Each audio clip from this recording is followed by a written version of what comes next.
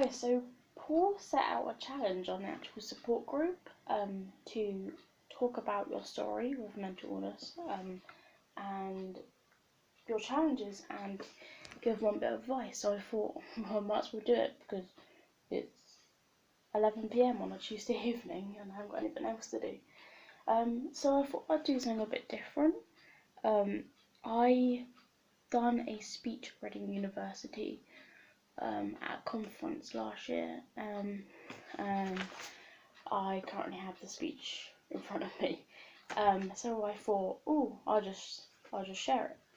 So it's a bit outdated, but I hope to add more stuff to it.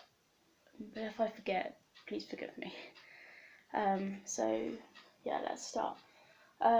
So hello, my name is Jacob. I am a counselling student, mental health activist and blogger from Basingstoke. I was a kid who was so shy I rarely ever put my hand up in class. I was bullied and struggled academically, battled with these moments of complete terror which turned out to be called panic attacks. But before I go any further, I would like to reassure you that failing isn't necessarily a bad thing. It only shows that you are trying. Life is not a straight road, it's more like one of those roller coasters that you see at the theme parks, with lots of twists and turns at every corner. Have you got that special friend, that friend who would support you for absolutely anything, have your back and keep that smile planted on your face? I did. His name was Sean. He was like my bodyguard, a listening ear, a comedian, a hard worker, and got me through my time at secondary school. So there are two options now after school, but I chose the college pathway. The transition was really tough, but with lots of group work as a moody student, I quickly settled in.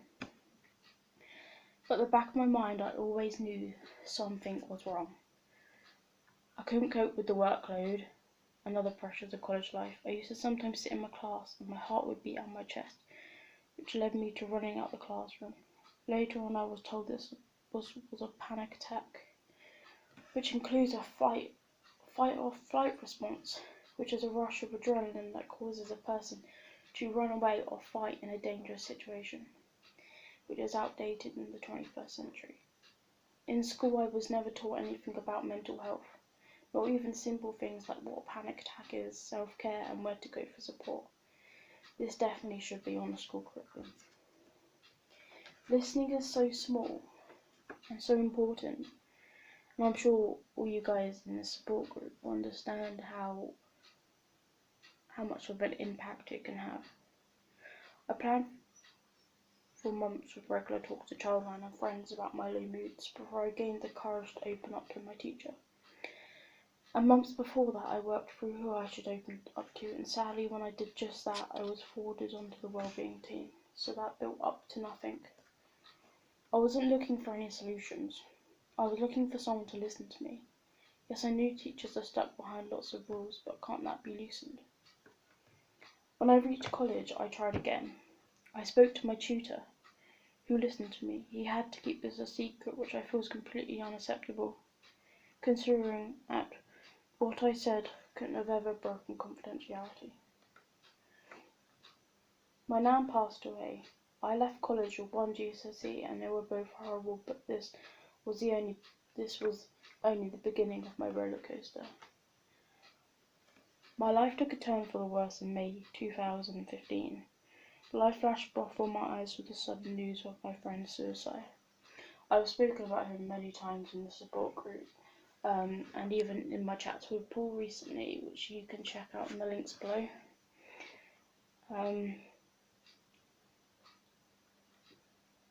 He was only 17 years old, so it was far too early to leave this world, and I felt incredibly guilty, and a part of me still does. What did I miss? Could I have stopped him, and why did he do it? Losing anyone is tough, and I'm sure all you in this group have lost at least someone, and I urge you to talk to someone and never be alone. This loss was made forever harder due to the misconceptions and lack of understanding and stigma surrounding suicide. In this chapter of my life, I started self-harming because I felt so alone. I hit another massive wall in my recovery. I didn't want to burden anyone else with my problems. With the older generation not understanding mental illness, I was at war with myself. I always heard that self-harm was just attention seeking, but that again is a lack of understanding and stigma talking. So, after that I made the massive step and I opened up to my cousin a few days after Sean's funeral, and his name was Ollie. Social media has such negative press on it, but it has certainly helped me. It's been a lifesaver. And I told Ollie everything via Facebook, and of course I was incredibly nervous. I had those like butterfly sensations in my stomach, like you get before an exam. I told him about my low mood, self-harm, suicidal thoughts, guilt, and lastly about my worsening panic attacks, and I honestly couldn't have got a better response. It's always amazing to have someone so understanding, and someone who's just prepared to listen. And so, but he reassured me that everything will be okay. But it was not long till I jumped back on that roller coaster. So Ollie later came with me to the doctors for moral support. It was the most nerve-wracking day ever, but I knew I was doing the right thing. I was going to get the support I so desperately needed. But no, I was just put on medication and told to come back in 2 weeks. The self-hate, guilt and blame got worse. I was in and out of the doctors till December when I was finally referred to the community mental health team. Things were finally looking up. It's quite sad the assessment wasn't successful, and I've seen them 6 times previously now, and every single time it hasn't been successful.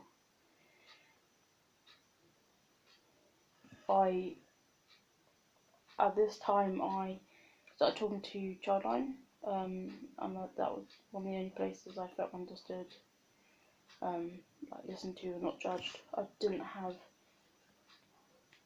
the mental health community on Twitter and the support group like I do now. So it was a matter of Googling everything, and I should have known. I should have been told where to go for support at such a young age. So I was at college studying media, the hopes of becoming a radio presenter in the future. I loved listening to the radio. I just loved everything about the radio. I even done some work experience at a local radio station called Wave 105, and it was the most incredible experience I ever had. But there was a new thing in my life now, and that was campaigning. I became a mental health activist probably about 9-10 months after Sean's death, so it was quite soon.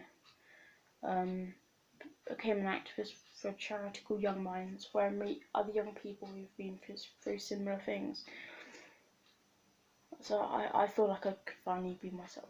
My work with Young Minds has so far included work with the Royal Family, radio interviews, TV, attending events in Parliament. Funnily meeting Jeremy Hunt. He's actually a nice person, but yeah, let's just not go into that. And having a laugh at Prince Harry. All these experiences are so negative, but they have all taught me something, opened my eyes to the world around me, given me a focus and determination and power to move on. A new day, a new page of a chapter, a day to do more amazing things. You all have the potential to do something amazing. You just need to be determined and not scared to make mistakes along the way. So yeah, that was my speech back last year. And thanks to Time to Change, who gave me that opportunity. And of course I've actually missed quite a bit out, but I thought I'll just make it a bit shorter for this support group, because I'm sure Paul doesn't want to watch 20-minute videos. So yeah, I think my advice would be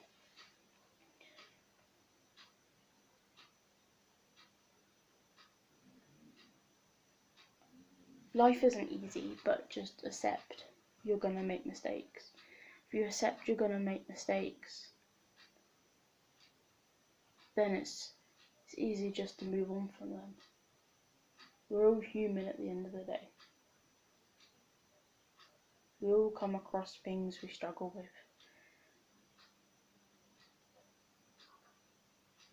And yeah, just be you. Thank you.